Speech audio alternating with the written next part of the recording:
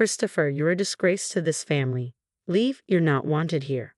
Those cutting words pierced through the air, spat by my own father amidst the celebration of my brother Alex's wedding. The humiliation stung deeper as Alex remained silent, a silent accomplice to my expulsion. Anger boiled within me, ready to storm out when a plea for help interrupted my departure. A staff member, desperate in a moment of crisis, sought my aid. In that unexpected turn, my father saw me for who I truly was, and it jolted him. My name is Christopher, one of two brothers in our family. Growing up, our father, a stern lawyer, favored Alex, leaving me to perpetually chase his shadow. No moment of leisure existed in our lives. Every second was dedicated to lessons and studying. Even the simple joy of playing with friends was a luxury denied. Despite my relentless efforts to meet my father's lofty standards and match Alex's achievements, I perpetually felt inadequate, a constant disappointment to my father. The pivotal moment arrived with the entrance exam for a prestigious school, a futile attempt to win my father's approval. When I inevitably failed, my father's silence towards me solidified, his attention solely on Alex and my mother. Left to navigate the shadows of neglect, I found solace in my mother's unwavering support. But the ache persisted, exacerbated by Alex's indifference.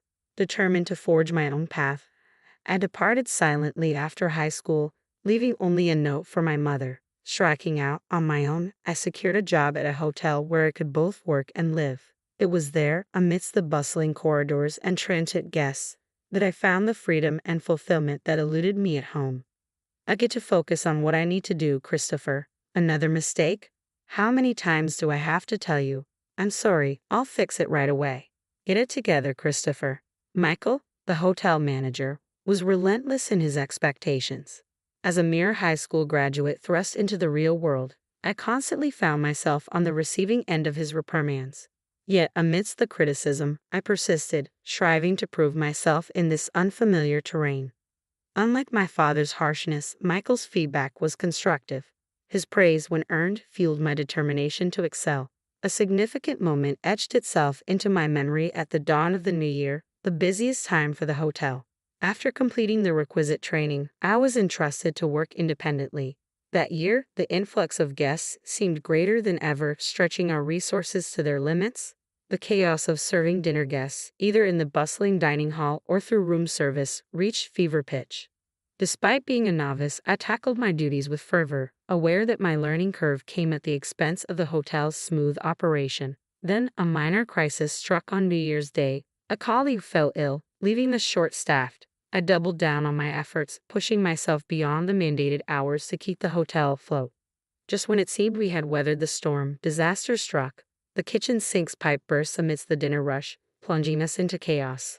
With no plumber available on New Year's Day, the situation grew dire. Michael's frustration mirrored the mounting tension. In a moment of desperation, I stepped forward. "Michael, can I try fixing the plumbing? I'll sort it out." Though met with skepticism, my offer was our only hope. With a hesitant nod, Michael relented, allowing me to take charge. Unbeknownst to many, my time at a science-focused high school had equipped me with a unique set of skills, including rudimentary plumbing knowledge. Drawing on this background, I set to work. Half an hour later, the once flooded kitchen was restored to order, the crisis averted through a combination of determination and unexpected expertise. I had somehow managed to fix the pipe, I announced breathlessly to Michael. He rushed over, turning the faucet with eager anticipation. Water gushed forth, a testament to my makeshift repair. The room erupted in smiles and praise. "Great job, Christopher. You're my pride and joy," Michael declared, his words washing over me with warmth. Growing up under Michael's guidance had been a revelation. Together, we navigated the challenges of New Year's Day at the hotel, emerging victorious. The sense of fulfillment I experienced that day left an indelible mark, shaping the person I am today. 15 years flew by, and I found myself fully immersed in my role at the hotel. Then, one day, a letter arrived from Mom, breaking the silence that had settled between us. It bore news of Alex's impending marriage. Though I had drifted apart from Dad and Alex, Mom's plea for my presence at the wedding tugged at my heartstrings. Reluctantly, I agreed to attend. The venue, a luxurious hotel, mirrored Alex and Dad's penchant for extravagance. As I arrived, clad in a trusty suit, I couldn't shake the feeling of being out of place amidst the elite gathering. Perhaps Alex's bride, a woman of impeccable grace, was a product of Dad's networking or a strategic alliance. In the waiting room, surrounded by faces of high society, I found myself an outsider, observing from the periphery. With no one to engage, I became a silent observer, watching the intricate dance of privilege and power unfold before me. As I locked eyes with two familiar faces, a sense of unease settled within me. His expression was unmistakably displeased. Dad and Alex approached, their presence looming over me. "Why are you here?" Dad's voice, deep and commanding, echoed through the air, stirring memories long buried. "Is it so wrong to celebrate Alex's wedding?" "Oh, by the way, congrats, Alex," I replied, trying to diffuse the tension. Alex's response was muted, his conflicted expression betraying the strain of our family dynamics. "What have you been up to all these years?" "No doubt some worthless job," and his words cut through the air like a knife, his disdain palpable. "Christopher, you shouldn't be here," he continued, his tone dripping with contempt. Mom rushed over, attempting to intercede. "Come on, Christopher is here to celebrate. No need to be so harsh," she pleaded, her desperation evident. But her efforts were futile, drowned out by Dad's unwavering judgment. "Enough, Mom," Dad asserted, his voice a thunderous decree. "Christopher, let me make this clear. You're a disgrace. I don't want you ruining Alex's celebration. Get out." Anger surged within me, fueled by years of neglect and rejection. I hadn't wanted to come to Alex's wedding, and yet I found myself subjected to this humiliation. "Fine, I'm leaving," I declared, my resolve firm. As I turned to exit the waiting room, a voice called out, halting my retreat. A wedding staff member approached, urgency etched on their face. "What's up?" I inquired, curiosity mingling with frustration. "It seems we have an unexpected guest for today's wedding. We're short on seats and food," they explained hurriedly, their concern evident. Everyone in the waiting room looks worried. Emily, the planner, and the parents-in-law staff, their faces etched with concern, awaited a solution. Caught between indignation and duty, I hesitated, uncertain of my next move. "I see. Is that what's going on? Emily can't handle it alone, and they're asking for my help. But what does this have to do with me?" I pondered, a torrent of grievances against Dad and Alex swirling within me. Yet amidst the resentment, memories from the past surfaced, softening my resolve. Recollections of Alex's kindness flooded my mind, the times he made space for play during our study breaks. If I walked away now, I'd be no better than Dad. With a determined sigh, I turned back to the wedding staff. "Can you take me to Emily?" I requested, a flicker of resolve in my voice. The staff member's face softened, and I followed them back into the waiting room, reclaiming the ground from which I had been expelled moments before. In the center of the room, Emily, Dad, and the bride's father wore expressions of concern. As I approached, Dad's eyes locked with mine, his demeanor bristling with hostility. "Why has Christopher returned?" he demanded, his tone sharp. Before he could escalate the confrontation, Emily intervened. "General Manager, please help us," she implored, her urgency palpable. Dad's shock was evident as I calmly revealed my position as the general manager of the hotel chain. Since joining the company during its nascent stages, we had expanded to hotels and wedding venues nationwide. The very hotel we stood in was under my oversight. "I think I can handle this," I assured them, dismissing Dad's protests with a wave of my hand. "Dad, I'm busy right now. We'll talk later." With a sense of purpose, I turned to Emily. "Relax, Emily. Get the seats and everything else ready. I'll take care of the food," I directed, watching as the tension ebbed from her features. "Understood.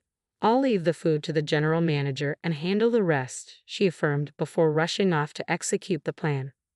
With all eyes on me, I exited the room and sought out my friend, Chef Jackson. "Hey, you in?" I called out as he emerged from the kitchen. "Christopher, what brings you here?" he inquired, his curiosity piqued. "I'm here as a guest today. My brother's wedding is happening here, but we're one meal short.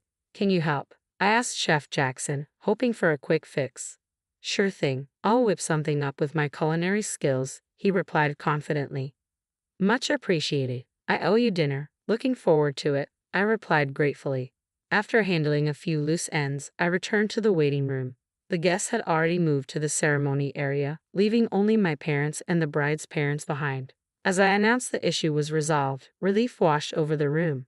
"We've got an extra meal coming," I explained, seeing the tension ease from my mom's and the bride's parents' faces. My dad, however, remained conflicted, his pride evident. "Christopher, thank you so much. Because of you, the celebration can go on successfully," my dad acknowledged, his gratitude genuine. "It's all in a day's work as a general manager," I replied with a smile, leading the way into the ceremony hall. As the lights dimmed and the groom and bride made their entrance, I couldn't help but marvel at their radiant presence. The ceremony proceeded smoothly, and as mealtime arrived, I ensured everyone was served before finally exhaling a sigh of relief. With the ceremony concluded, I engaged in a heartfelt conversation with both families, sharing their gratitude towards me, especially from the bride's family, who thanked me profusely. "These moments are why I love my job," I admitted sincerely as their expressions of gratitude warmed my heart. "Christopher, thank you so much. We had the best day ever, all thanks to you," they expressed with genuine appreciation.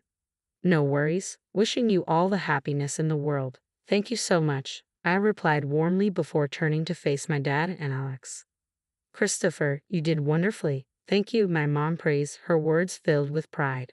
Dad and Alex wanted to speak with me. As Alex apologized first, expressing gratitude for my assistance, I couldn't help but smile. "As long as I could help, Alex, it's all good," I reassured him before turning to Dad, who remained silent. With a sense of closure, I accepted their gratitude, knowing that despite our differences, we could find common ground. Just then, my cell phone buzzed, signaling more work awaiting me at the hotel in the next town over. Looks like more work, but hey, I enjoy it, so no complaints. "All right, I'm off. Got work to do. You two take care," I bid farewell, ready to embrace the challenges that lay ahead. It was a realization settling in. I probably wouldn't see Alex or Dad again. With that thought lingering, I left the room without a backward glance, my steps leading me back to work.